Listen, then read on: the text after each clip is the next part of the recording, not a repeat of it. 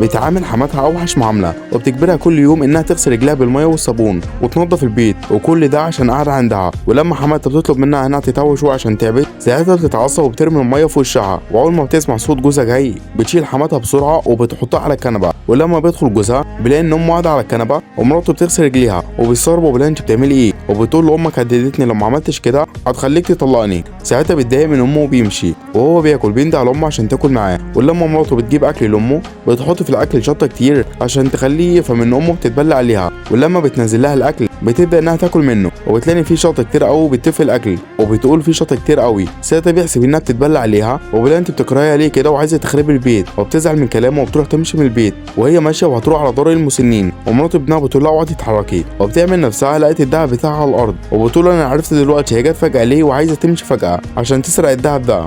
وبيقول لها خليها هنا وانا هروح اجيب البوليس. وبعد ما بيمشي بتقول لها شوف انا عملت فيكي ايه واخليكي كمان تتحبسي. وبعد شويه ابنها بيجوا مع البوليس. ساعتها البوليس بيقبض على مراته وبتقول لهم مش انا دي هي. وبيقول لها لا انت فاكره اني هكدب امي وهصدقك انت. وبيعرفها ان كان في كاميرات مراقبه وسمع كل حاجه. لو شايف ان اي واحده تعمل في حماتها كده تستاهل صلى على النبي.